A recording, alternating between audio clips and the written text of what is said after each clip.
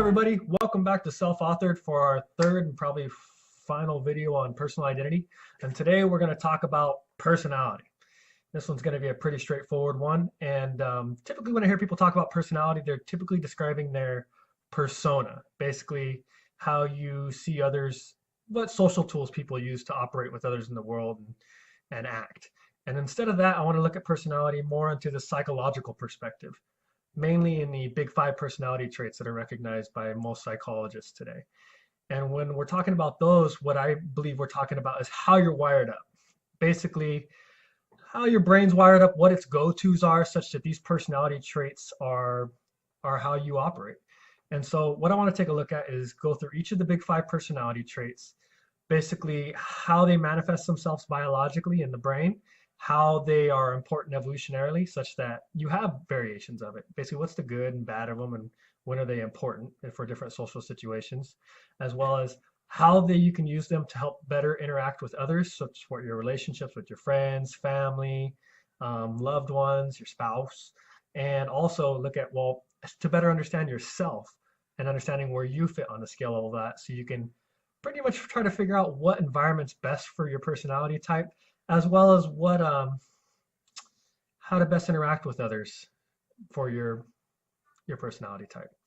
So basically, we're going to start out. These big five personality tests have been established over, well, basically in the last 10 years, but the personality research has been going on for quite some time. Basically, since the 1950s, psychologists and others have been trying to figure out, well, what are the basis of personality? Where does it come from? How do they operate on it? And how can they distill any sort of traits? And over the years, they've come up with all kinds of options, ranging from 4,000 personality traits to 16 to 3 or 4. But today we're going to focus on the big five. And why I chose those is they're pretty well recognized by most psychologists today. Also, they're the basis of most of those personality tests you take online. And they'll usually crap out about 16 or 17 or a few different personality types, based off those big five and basically the combination you get thereof of them. And so most of my research I did on this, I'm going to put in the description below, and a lot of it had to do with Jordan Peterson's personality lectures, as well as a few other articles and a lot of Wikipedia as well. But that's where we're going to go today. So I hope you follow along. So the first one we're going to jump right into is going to be openness. And the openness can be broken down basically into two ideas. One is openness to experience. Pretty self-explanatory. Basically, are you open to have new experiences? And the second one's going to be openness to ideas.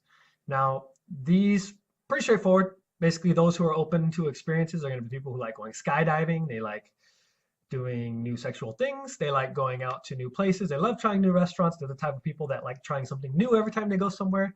And you got the people who are open to ideas, who are the people that are going to be, if you're open to ideas or have high openness, you're going to be somebody who's going to be very predisposed to like art and aesthetics, basically philosophical ideas. You're going to love going to art projects or art studios, stuff like that.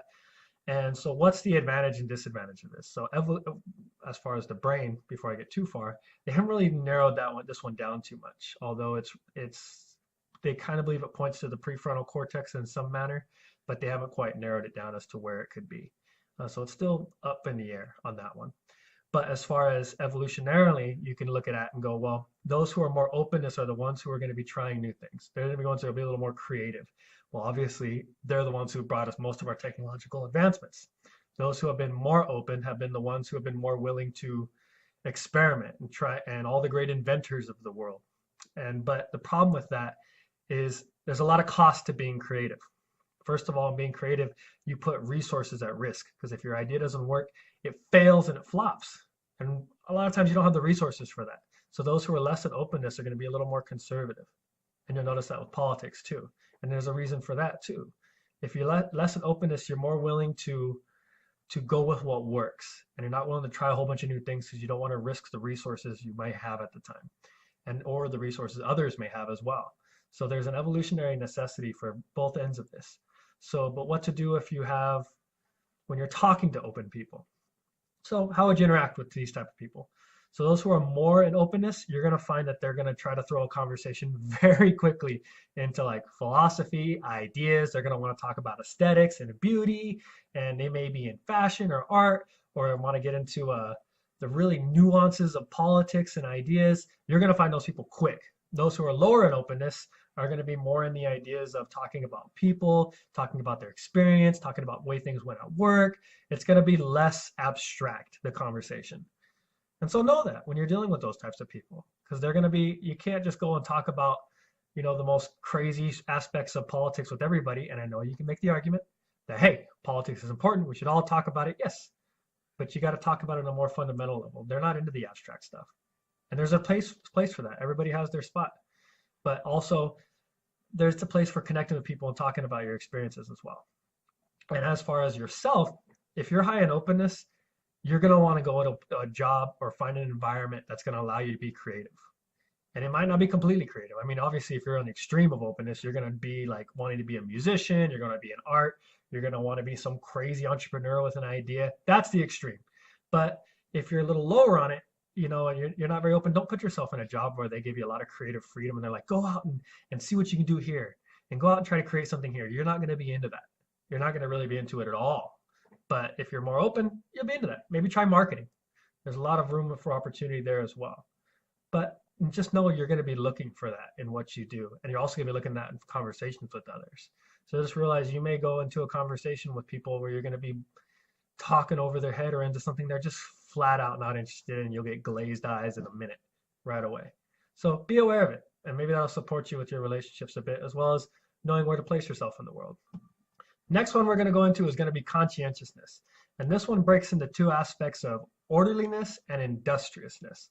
And so what that means is, well, first let's get into it. As far as where this one maps in the brain, they've narrowed it down a little bit. This one's going to be in this area. It's right about here somewhere. And so what that's going to be is, it's your orbital prefrontal cortex, actually your dorsal prefrontal cortex, I'm sorry. This area is closest to your motor lobe right here at the very top, your motor strip. It's coming right out of that. And the reason that would make sense is going to be because conscientiousness is basically the trait that recognizes, those who like to always be busy, always be working, so to speak. They're the people who are very like wanting to keep things clean, keep things in their space, keep the barriers low on things. And so when we talk about the two different traits of orderliness versus industriousness, so orderliness is going to be those who they like things clean. They like everything in their space. Everything has its section, its category. You don't mix it up. You keep everything in its area and you keep everything clean, so to speak, orderly, keep it in order. Obviously the pathology of that one that we all recognize is OCD, right? So, and then there's industriousness. And those are going to be people who like to always be busy, always be work, always be moving. They're also the people that are big on keeping your word, big on doing what you say you're going to do. They're those type of people. But the funny thing about conscientiousness is it seems to correlate very high to success as well as school success and work success. So people who are high in conscientiousness, they get things done. But obviously the extreme of conscientiousness is going to be people who work like 80, 90 hours a week. They just have to be moving. They don't take leisure. But before we get into all of that, let's talk about evolutionarily why this would be important, why there would even be a spectrum. So those who are highly conscientious, they're good for societies. They're the people who are always be moving. They take serious, the idea, almost maybe too serious, of in the Bible when they said you work 6 days, take 1 day of rest. They're like work 6.5 and you only take half a day rest. Basically, they always want to keep things going so things don't fall apart. They're always moving. They're the ones that you keep on like repair guys to make sure things are always up to speed and never going to break down. They always keep the walls up so that way, danger can't get into your city. They're those types of people. And obviously, you need people who aren't as conscientiousness because they're the only people who will take a vacation. They're the people who will like to have fun and connect with others. Obviously, you can still connect with others if you're working all the time, but you're not going to take time to sit down and schedule time with everybody else as much. So you need both. You can have a happy balance. So as far as dealing with others, if you're dealing with somebody who's highly conscientious, depending on especially where they're at in that scale, especially if they're highly orderly, they're going to want everything to be together. They're going to want everything to be in its space, in its box. These are the type of people that politically, they don't like messing with things. Everything, the borders are a big deal for these type of people. You're also going to have ideas of like, the gender pronoun thing is going to be a big deal for these type of people, as well as those who are obviously on the other end of it. It's not going to matter at all. They like letting the boxes go all over the place. Now, the funny thing is conscientiousness and openness are not necessarily correlated. So you can have highly conscientious, work all the time, and be really open, be really creative, and you can have somebody who's not open at all, be highly conscientious, or vice versa. Somebody who's really open, all kinds of creative ideas, doesn't really get any shit done at all. You can have both. But when you're dealing with somebody who's conscientious, no, they're not going to want to sit around and do nothing. Time is valuable to these people. So you got to be moving. And if you're not moving, you're wasting their time. And if you're not giving value to them or being useful, even if it's spending time with people though, if they take the time to take a vacation, they're gonna like plot it out. They don't just take vacations on a whim. But when they schedule it, they're very intentional about what they do and everything, even in their vacations. You don't want to waste their time. Those who are not conscientious, I mean, the pathology of that is the pothead who sits around and does nothing. Super not conscientious person. Or the homeless person, I guess, would be the other one too, right? It's the idea of you got to get them moving. They're going to be kind of pushed off to wanting to get up and go and any sense of urgency and things like that. So when you talk to these people, be aware how time is for them. For conscientiousness people, it's going to be time, keeping your word, and movement.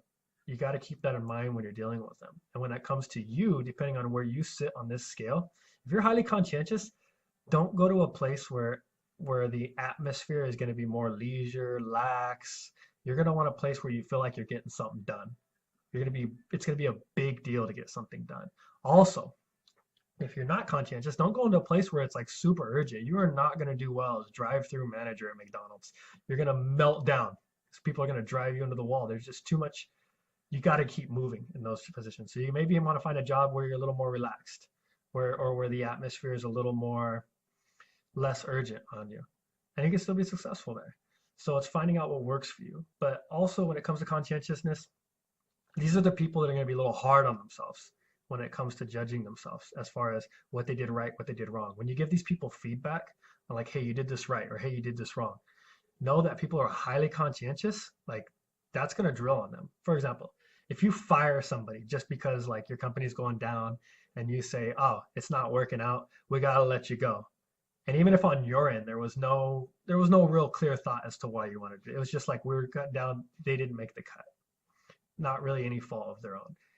Well, these people aren't going to take that as serious.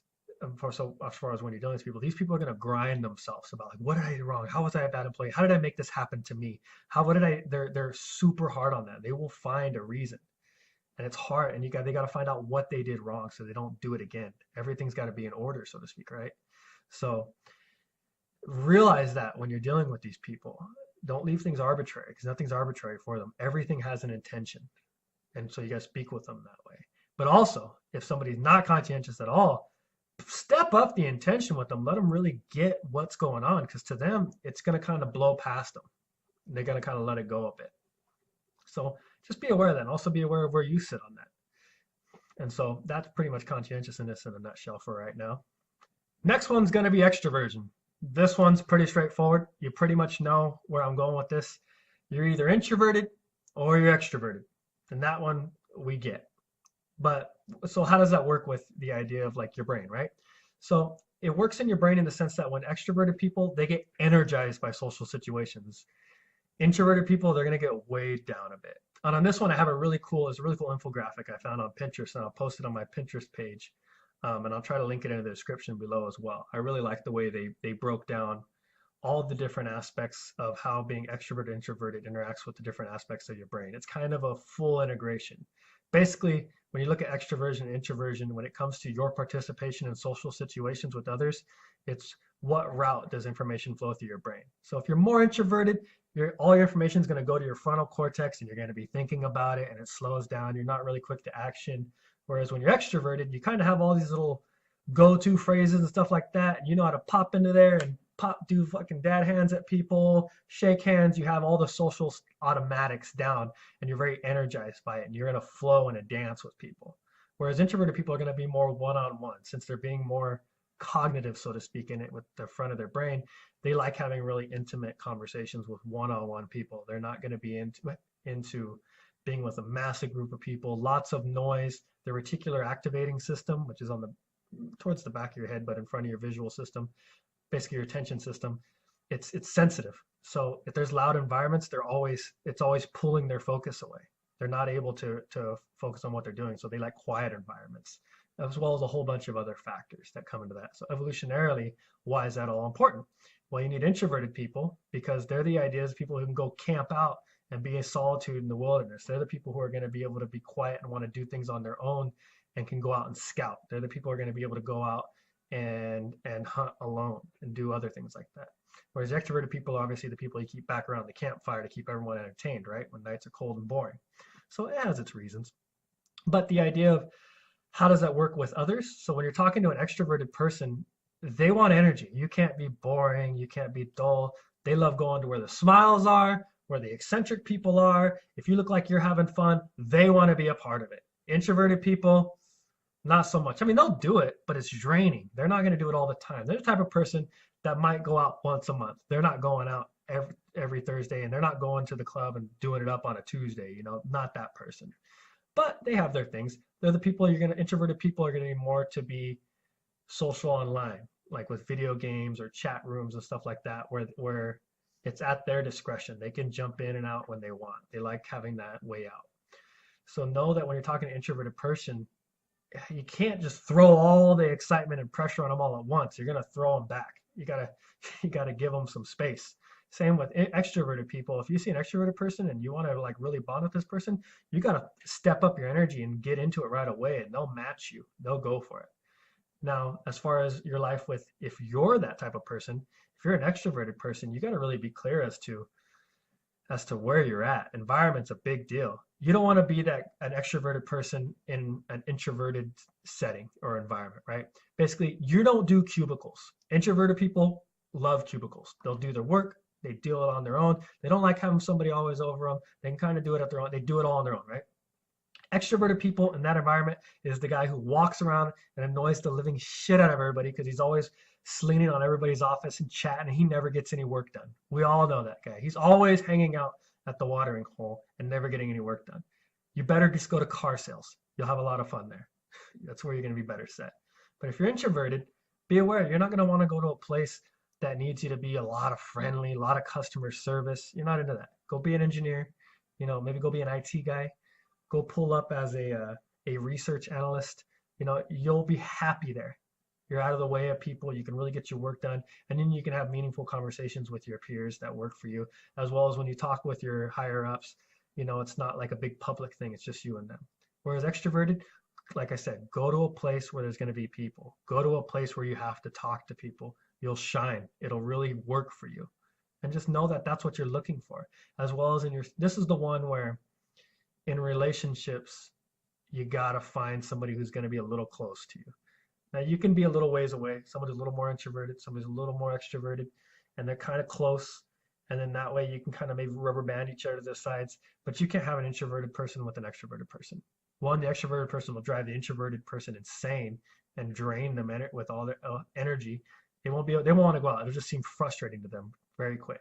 And the extroverted person will think they're boring and they're no fun and they never want to do it. You got to really match this one up a little more. And I guess all of these are that way on some level, but other ones I think you can get away with a little bit. But either way, we'll move on to the next. Actually, let's cut back. I almost forgot. Extroversion cuts back into enthusiasm and assertiveness. So basically, you can cut it up whether you're more introverted or more extroverted. You're going to fall into somewhere between enthusiasm. You can be more or less enthusiastic. Self-explanatory. I just want to make sure we include this in here. You'll be more enthusiastic in situations or more like, Eeyore, and you could be that guy. The next one's going to be assertiveness. And what this means is when they say confidence, right? So extroverted people, when you do a job interview, really all you're testing for is somebody extroverted or not. Because that's really who performs better at those. What you're correlating for in a test for what a job interview is looking for is extroversion. So that's fine. So people who are more assertive are generally going to be more extroverted. Reason why is if you're extroverted, it's a social game. So when it comes to interacting with others, you know your game. You're going to be able to show up and assert yourself and be confident. And so with your introverted, what you're going to want to look for is to practice that self-assertion. And this one maps onto another trait that we're going to go on here soon, but it's practicing being able to be confident about where you want to go in that situation. Because extroverted people, it's a dance. They'll flow with it, but they kind of know where they want to go. Introverted people, I mean, if you don't want to be there in the first place, you're not going to know where to go. So you've got to really work on that one. So either way. Next one is going to be agreeableness. And this one I like because I think it's the one that you can pick out almost just as easy as extrovertedness with people, but it's the one that really affects the way you deal with others, obviously, if you're more agreeable or not. But it breaks down into two traits. It breaks down into politeness and compassion. So obviously, you can either be more or less polite and more or less compassionate. And the funny thing about this one is when you're agreeable, or either way, they noticed the correlation of it, that in politics, right? Those who are more conservative are more polite, and those who are more left or liberal are going to be more compassionate. Interesting, but it kind of makes sense, right? Because polite doesn't mean you have to necessarily be agreeing with what they're doing, but you'll allow it, so to speak, right? Where compassion is almost, there's a connection to you understand what they're, and on some level, if not wholly agree, you can agree with it on some level because you can make that emotional connection for it. You're compassionate for it. But onto the biology of it, agreeableness is basically has to do with it's obvious. It has to do with the way you want people to like you or not, right? Or you're going to be more competitive. And where it is in the brain, rumor is it's somewhere on the back half right here in front of the visual cortex. But it's basically recognizing social situations and recognizing people's attitudes and what that means or where to go with that. So as evolutionarily, what you're looking for is you're either more agreeable, I mean, you're wanting people to like you, you're wanting to keep situations stable, you're wanting to keep things peaceful, versus the other side is going to be more competitive. So you're disagreeable, right? But generally, how does that show up? You're going to see a more competitive type of person. And on the pathological side, if somebody's super disagreeable, like at the bottom, they're just going to be an asshole. Obviously, the far side of that is like sociopath, I guess, on one level, right? But basically what you're looking for is evolutionarily, you got the agreeable people, which shows up more in women. Women are 1 to 2, basically 1 standard deviation more agreeable than men, and men are generally going to be more disagreeable. And that makes sense. Men are more competitive than women, so why wouldn't they show up that way personality trait-wise, yeah? So basically what you're going to see is evolutionarily, it's the agreeable people are the ones that want to keep, are good for keeping families together. They're very safe. They keep no feelings get hurt. Let's understand everybody. And the competitive people are going to be people who really want to decide, well, who should run things? What works? And generally, I don't want to hesitate to put it all on competitiveness. It also comes up with being straightforward. Somebody who's more disagreeable is somebody who will tell it like it is. They're the type of person who's going to just put it out there. Gary Vee is the perfect, like, disagreeable person because he's not an utter asshole. But he does make his point known. He says it how it is, and he lets you know what works, what doesn't work. And he's not going to sugarcoat it for you. And there's a lot of good to be said about that. But there's also a lot of good to be said about the other one. You know, you need some other Teresas out there. You need some people who are out there who are going to make you feel good. But there's also a lot of pathologies of it. You can't be too agreeable because then there's no learning there. Someone who's completely agreeable has no standards in a situation because what comes primary is just keeping the peace and not having anybody argue. Whereas somebody who's more disagreeable, it has to do with standards and rules. They're going to be about that because that's part of playing the game, right? So they're going to be more game oriented on that side. So evolutionarily, there's a good and bad for both. They're going to work out and you need a little bit of both. But so how does that deal with coming into dealing with other people? So when you're dealing with somebody who's very agreeable, what you're dealing with is somebody who's, your relationship with them comes primary. So if you have bad news to share with them, they're going to try to they might not take it in, or maybe they will, but their whole focus is going to be to try to make sure no one feels bad. And sometimes it's not about that. It's about what needs to get done, especially if it's like in an occupational environment or with work or something that you guys really got to get done. So you got to really kind of like set them up to win, where you kind of let them know it's like, nothing I say is going to affect our relationship. We just need to get this done. And whatever I say is to focus on making things move versus hurting you. I'm not saying anything to hurt your feelings. You have to kind of prep them with that. Because somebody who's very agreeable, everything you say is at the stake of the relationship as far as where they're at. And they don't want to risk the relationship. Somebody who's disagreeable, though, yeah, they'll say things. And it doesn't always mean they're meaning to hurt your feelings. I mean, obviously there's pathologies about it, but Just because somebody's disagreeable doesn't mean they mean negative things. It just means they're straightforward, and it may come off as negative, especially if you're a very agreeable person. If you're an agreeable person and you run into somebody who is very disagreeable, you're running into a person who might not have anything negative to say about you. They might actually be completely well intentioned, but the level of bluntness they speak might come off as hard, especially if they're highly conscientious. They're going to be somebody who's very time driven and hard. They're going to seem tyrannical because they're always wanting to be moving. Everything has to do with urgency, and they're going to tell you bluntly because your feelings don't matter to them. Ben Shapiro is the perfect disagreeable person. It's a reason a lot of lawyers show up that way. You know, the facts don't care about your feelings, people. Those are those guys. And there's a lot good to be said about that. They're just going to lay the problems out there so we can solve them. But you also need the agreeable people, which is why most politicians are agreeable, is because things need to work for everybody to get along with whatever gets come up with in that situation. So when you're dealing with somebody, try to figure out where they're at. Because if they're disagreeable, it's a game. When you talk with them, they're going to want to play a game, or especially when they're working, they're very competitive. They're the type of people that always like, what's my stats? Where am I at? They like sales and stuff like that because they want to know what their numbers are and they want to be competitive with others. Whereas agreeable people, it's more about like, I really like working with these people. I love my boss. They're those type of people, right? They're going to be looking for that. Now, when it comes to you, if you're a disagreeable person, you're going to want to look for jobs like being a lawyer, maybe sales, although an agreeable person can do good in sales because you just come from the heart with everybody and people like that. But what you're going to be looking for is if you're disagreeable, you're going to want a place where you can have some advancement, where you can be competitive with others, where you can really give yourself an opportunity to shine because you want that. You play hierarchical games and you like playing that, and there's good to be had there. But also notice that when you talk with people, it's not going to be automatic for you to take their feelings into consideration. And so maybe you need to realize, all right, is this person, it's not that they're soft, although it'll come off that way, and maybe they are, but give them the benefit of the doubt to go, maybe this person how my relationship with this matters a lot, which is awesome. They value me and our relationship, but I also value being honest and upfront with them. How can I have the best of both worlds? Because you might just be on automatic and be saying some stuff that to them is just crushing. So be aware of that. And if you're really agreeable, basically you're going to want to look for jobs that have to do with taking care of others. You're going to be a big heartful, loving mother. And obviously loving mothers tend to be way more agreeable than anybody else. So try to find yourself into a spot where you can like nursing or care or stuff like that. So that way you basically, you're going to want to take care of people. You're going to want to be in service to people. You're going to want to be in support of people. Find a space where you can be that and you'll succeed. That's all you're looking for.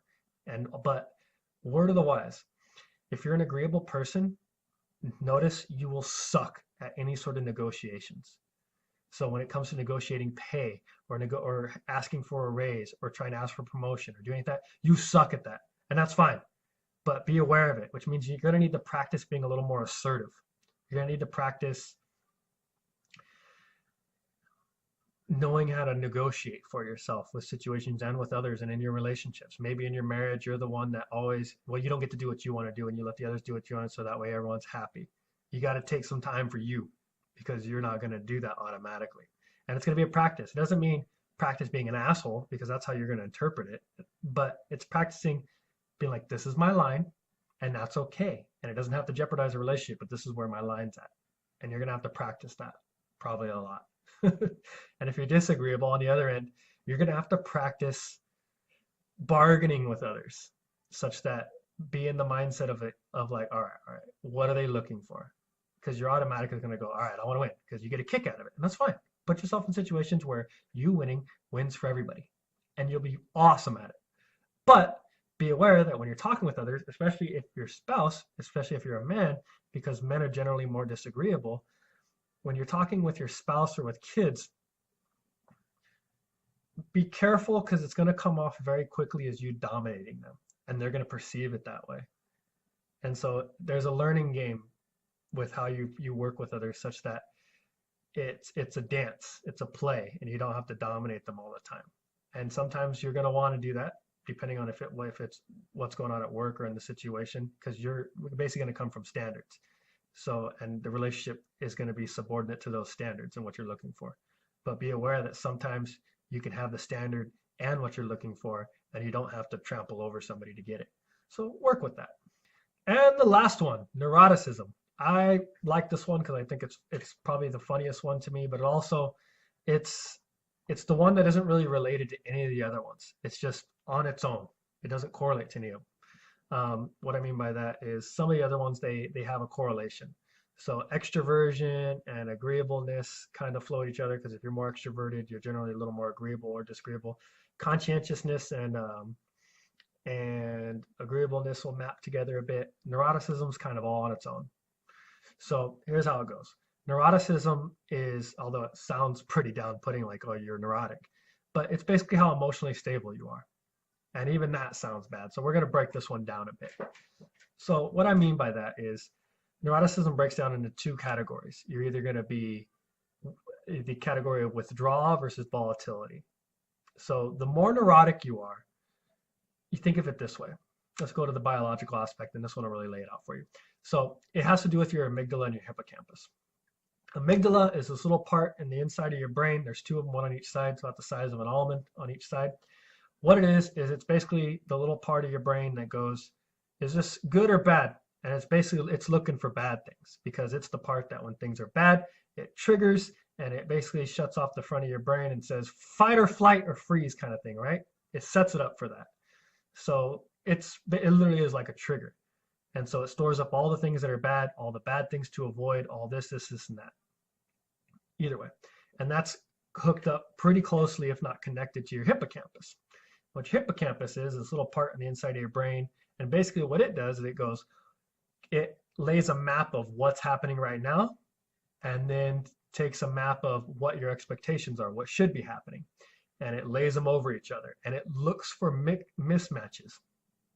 So the more neurotic you are, the more sensitive your hippocampus is to mismatches. And also the more neurotic you are, the more exaggerated your response would be with the amygdala. So somebody who's at the extreme, highly neurotic, is somebody who's, the moment there's any mismatch on what should be happening and what's happening, basically you see that with autistic children. You know, if there's a noise that isn't right or something's out of place, and they'll lose it, and they'll have a breakdown, right? Highly neurotic, they're very sensitive to that. Because what happens when that mismatch happens, your hippocampus sends a signal to your amygdala, and the amygdala fires a trigger. All alarms go off. You start freaking out, and you're like, oh my God. And that could show up as being one of two things. Either you get withdrawn, means you go into hiding, you don't talk to people, you try not to go out, you try to do anything, you just go into depression, or volatility. These are the people who lash out at people, and they'll yell and cuss and tell people things when their mismatch happens, so to speak, right? So there's a scale of this. Most people are generally going to be in the middle, but you got some people who are really sensitive and some people who are not sensitive at all. These are the people that the house could be burning down. They could just catch their partner in bed with somebody else, and they're gonna be like, well, that sucks, but I guess we'll figure it out. And they're like the I can't think of the cartoon character guy who's just keeps going with the flow, so to speak. But I guess Eeyore's kind of like that still. He's still in my mind from earlier. But either way, so neuroticism is that type of measurement, is your ability to react to stimuli in the world and how sensitive you are to it. So evolutionarily, why would you even want it? Well, is there even a spectrum on this one, right? Why wouldn't everyone just be in the middle? Well, the good news is for why you would be neurotic is there is an advantage to it. The advantage is you're sensitive to problems. You're sensitive to things that are out of place. You're an awesome person to have at a company if the company wants to be perfect. There's I can't remember if it's Lamborghini or Ferrari, but they had a rumor where the owner would put his wife in the car after all the engineers would finish it, right? And he'd let her go drive it. She would come back and be like, the door doesn't quite close right. You know, I hear a squeak when I turn the air conditioner. It feels a little rough when I turn the steering wheel, just every little goddamn thing. And of course, the engineers are pulling out their hair going, we've done everything we can to make this perfect. The owner goes, go back and make it even more perfect. So the other people, they'll notice every little thing. Going back hundreds of thousands of years, these are the people who are going to notice, hey, those leaves look off. Something's not right. That's a snake pattern. That's not a leaf pattern. They're going to notice predators in the woods like that because they're looking for mismatches. And then their brains aren't going to be like, well, maybe it's all right. Maybe I'm just fooling myself. Maybe it's an illusion. They're like, no chances. Boom, set off the alarms. Check out that or get out of here. We don't have time to waste. That's dangerous. They're those type of people. And there's a lot of good to be said for that. And then there's the other type of people, because you need people who aren't going to be triggered by every little thing in the world, who also aren't going to be nitpicky at every little thing in the world. So that's why you have the people who are not neurotic at all. They're the super laid back people, and you kind of need them. They're the bros. You know, you're gonna need those people to chill with sometimes, kind of like bring down your energy and just relax a bit. They're also good for kids to be around because, well, they're actually the people you probably see at the daycare where all the kids are running wild, beating on each other, and they're just walking around like kids will be kids. You know, those people exist. They're good for stability on a level, right? But you also need the other ones to keep that everything stable because they're looking for the snakes to creep in, so to speak, right? They're keeping things safe. So when you're dealing with people, find out where they're at. Obviously, if they're highly neurotic, you got to realize that if you're going to break any sort of news to these people, they're looking for problems. They're always looking for problems in everything. They're the type of people that if you're in a relationship with somebody who's highly neurotic, every time you have an argument, even if it's like, how come you didn't take out the trash last night? They're like, oh no, is this the end of the relationship? I'm sorry, please. Like, they're those type of people. And that's fine. But basically what I'm saying is realize everything you say, they're scanning it for is this a problem? Is this a problem? Is this a problem? Is this a problem? And so you can kind of dull down your message, because if it's a serious message, they're going to get it serious. You don't have to make it any more serious than it has to be because they already get it.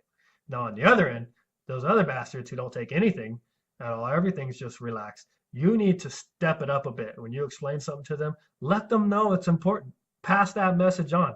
Step it up. These are the type of people like, oh, well, my kid's dropping out. They'll be fine. They're dropping out of high school. You got to really step it up and be like, man, these kids are going to live with you the next 40 years. Can you afford that? Like, and really lay it out clear. So they're like, oh, this is important. This is a big deal. Like, you got to really step it up for them, because things aren't going to immediately jump out at them as it would for maybe you or somebody else. But also, well, I think that's it for working with others. I want to get into how this affects you. And I guess it's still the same for the others. Because what it is neurotic people, especially those who are more neurotic than others, are going to be, they're going to be sensitive to the idea of going into a depression. Izzy, no, hold on, I'm almost done. I'll be out in 10 minutes. So what they're going to do is, if any sort of bad thing happens at work or something doesn't go their way, these are the type of people that, you know, for example, I'm a little neurotic. So when I go to work and I have a bad sales week or something like that, I'm like, oh no, this isn't working. Is this job right for me? What if it doesn't work? And I go into like a little mini depression for like a day or two. And then I have to boost myself out of it. So what I'm saying is, those who are neurotic, you know, especially if your partner's neurotic, be there for them. They're going to need a little kick in the butt, a little, and not in a mean way, but like a little boost up. Kind of be a little bit of a motivator for them. Show them some motivational videos or something, because they're going to be looking for that. Because they're going to kind of on automatic scoop down into a negative place. And it's not that they're going to stay there forever, but just boost them up a bit. And same if you're that type of person that goes down to a negative place, well, then maybe you should have like a playlist of songs that pick you up, or like something you like listen to that motivates you, or really have like a ritual that gets you focused on your purpose or what you're up to down there. So that way you don't go into that place. And also on the other end, if you're the other person who's not neurotic at all, doesn't have anything, and you're just chill about everything, you're going to need to really find something that's like, at least to get in, like really into it or sensitive about things of what matters, find really strong purpose in your life for what you're looking for. In other words, it's just going to kind of all be whatever. And nothing's really going to set you off. There's not going to be that same level of urgency or noticing about problems in your life. So work on that. So with all this information, one last little keynote on it is, wherever you land on the scale, I'm going to include a personality test link you can find them anywhere online. Just Google Big 5 personality test. You can find one. I'll put one of the link below that's straightforward for it and not too long, but you can get more advanced ones if you want. And find out where you're at, and basically look at wherever you land on that map of where you land on those. Know that your space for improvement is going to be working in the other direction. So if you're really agreeable, try being a little more disagreeable and stretch that, because it's a practice wherever you land on those scales to stretch yourself in the other direction so you're more capable of it there. You can expand, essentially consider wherever you're at on the map as like a rubber band. You can go plus or minus within that band. The more you practice the other one, you extend your ability to be consciously expose yourself with other people in that direction. But if not, and also just on the normal, know that when you're on automatic, you're not consciously thinking about what you're doing or aware of how to be in the situation. You're going to rubber band back to that automatic point of where you're at because it's kind of how you're wired. So yes, practice expanding yourself into other realms so you're more malleable in different environments and with different types of people, which will support you everywhere in your life. But understand where your automatic's going to be. So that way, when you're on automatic, you're still in a comfort space for where you're operating in the world. So you can operate profitably and operate beneficially for yourself. So with that, I'm going to wrap up this video for the week. The comments below, let me know what you guys thought, or if you think there's anything else that I need to touch on that has to deal with personal identity. Like I said, you can find me on all the social media platforms, Facebook, Twitter. I'm now on minds.com. And I got a Pinterest as well, but I mean, I just post pretty much on that when I post what's going on and any of the pictures I show on here. But again, follow me. If you guys subscribe, if you liked what like to see more of what I got going on, like the video if you liked what I talked about here today. And until then, I'll catch you guys next week. Thank you.